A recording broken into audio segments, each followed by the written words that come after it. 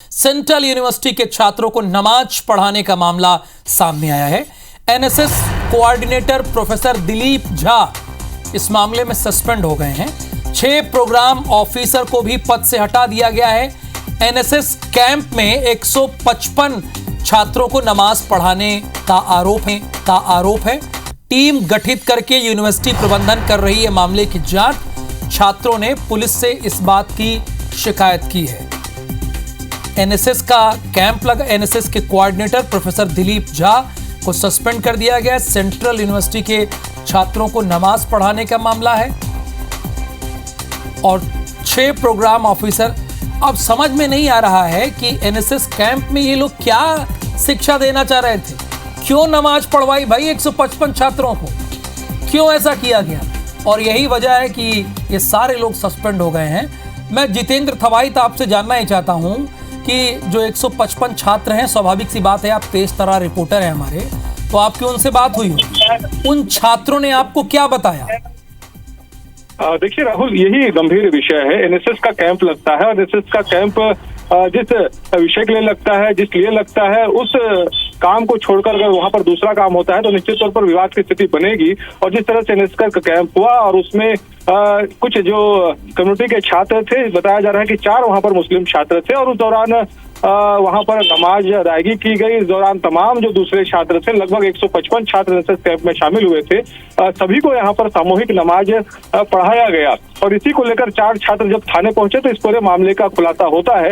हालांकि अब जब यहाँ पर इस पूरे प्रकरण को लेकर बवाल मचा हुआ है, लगातार विरोध हो रहा है, यूनिवर्सिटी प्रबंधन पर सवाल खड़े हो रहे हैं, उसके बाद प्रबंधन यहाँ पर हरकत में आया है। जो एनएसएस के कोऑर्डिनेटर थे उनको यहाँ पर सस्पेंड कर दिया गया है। 6 जो प्रोग्राम ऑफिसर हैं उनको पद से हटा दिया गया है। लेकिन सबसे बड़ा सवाल यहाँ पर यही बनता है कि एनएसएस कैंप में इस तरह से नमाज पढ़ाना और साफ तौर पर जो प्रबंधन के वहां पर लोग हो, एनएसएस के कोऑर्डिनेटर हो, प्रोग्राम ऑफिसर हो, उस दौरान इस तरह की घटना होती है तो कहीं ना कहीं सवाल खड़े यहाँ पर हो रहे हैं। हालांकि प्रबंधन इस पूरे प्रकरण की जांच कर रहा है, टीम गठित की गई है। अलग अलग छात्रों से यहाँ पर बयान दर्ज किए जा रहे हैं, उनके वक्तव्य लिए जा रहे हैं ताकि असल स्थिति स्पष्ट हो सके। हालांकि अब तक जो बातें सामने आई है, ये जरूर कहा जा रहा है कि उस समय यहाँ पर जिस तरह से मुस्लिम समाज का पर्व चल रहा था और उसी को लेकर जो मुस्लिम समाज के कुछ जो वहां पर छात्र थे, उन्होंने वहां पर अनुमति मांगी थी कि वो नमाज अदायगी करना चाहते हैं, लिहाजा उनको वहां पर नमाज अदायगी करने की अनुमति दी गई थी। लेकिन सबसे बड़ा सवाल यही कि यहाँ पर उनके अलावा जो दूसरे समाज के लोग थे, जो हिंदू समाज के लोग थे, उनको भी इसमें शामिल करा दिया गया, उनसे भी यहाँ पर नमाज पढ़ा दिया गया। और इसी को लेकर ही यहाँ पर जो विवाद है वो अब गहराया हुआ है। और इसको लेकर आज तमाम जो हिंदू संगठन है उन्होंने यहाँ पर यूनिवर्सिटी के बाहर धरना प्रदर्शन भी किया है। लगातार वो प्रबंधन पर सवाल खड़े कर रहे हैं और लगातार ये मांग उठ रही है कि इस पूरे प्रकरण में कहीं ना कहीं जिस तरह से प्रबंधन की भूमिका है, कुलपति की भूमिका है, वो स्पष्ट होनी चाहिए। क्योंकि यूनिवर्सिटी कैंपस है और यूनिवर्सिटी कैंपस में इस तरह से अगर घटनाएं होती हैं, उनके कैंप में अगर इस तरह की घटनाएं होती हैं तो कहीं ना कहीं जो छात्रों हैं उसके अध्यापन पर बुरा असर पड़ेगा। और कहीं ना कहीं जिस तरह से अभी माहौल यहाँ पर बना हुआ है, खास तौर पर जिस तरह से हिंदू समाज ने यहाँ पर अब विरोध कराया है कि उनको कहीं ना कहीं यहाँ पर धर्मांतरण का प्रयास किया जा रहा है, उसके जरिए कैंप में इस तरह से धर्मांतरण के प्रयास हो रहे हैं, कैंप में यहाँ पर नमाज अदायगी की जा रही है। तो कहीं ना कहीं थोड़ी देर पहले कुलपति का इन्वॉल्वमेंट आपने बताया भाई, कुलपति का इन्वॉल्वमेंट, इसको जरा डिटेल में बताइए। बिल्कुल, देखिए कुलपति के इन्वॉल्वमेंट को लेकर इस तरह से बातें हो रही हैं क्योंकि कुलपति के अधीन पूरा यूनिवर्सिटी होता है और उनकी जिस हिसाब से पदस्थापना होती है, उसके बाद उनकी जिम्मेदारी बनती है कि कॉलेज में क्या कुछ हो रहे हैं, यूनिवर्सिटी में क्या कुछ गतिविधियां चल रही हैं, इस पर वहां पर नजर रखा जाए। लेकिन ये घटना मार्च के अंतिम सप्ताह में होती है, उसके बाद एक टीम गठित होती है। अब जब मार्च के अंतिम सप्ताह में, 1 मिनट जितेंद्र, अब आप समझ में आ रहा है कुलपति की बात जो आपने कही, मार्च के अंतिम में होती है और कोई एक्शन नहीं लिया कुलपति ने।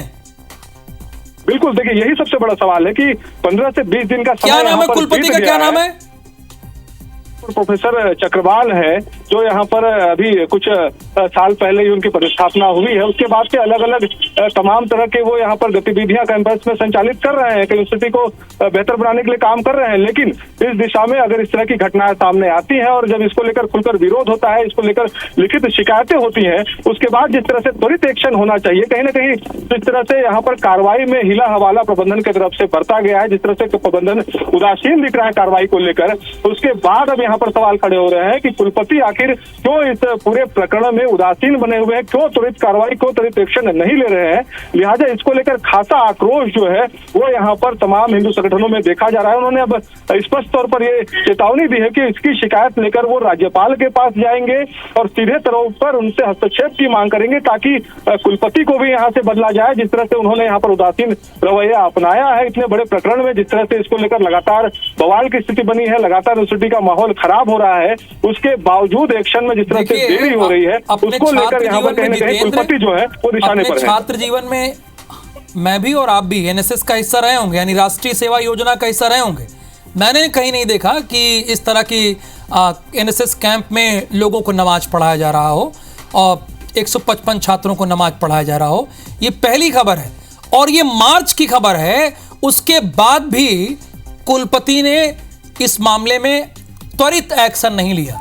उनका उदासीन रवैया जो है ये बहुत बड़ा मैसेज देता है कि भाई ये ढुलमुल रवैया उनका क्यों है।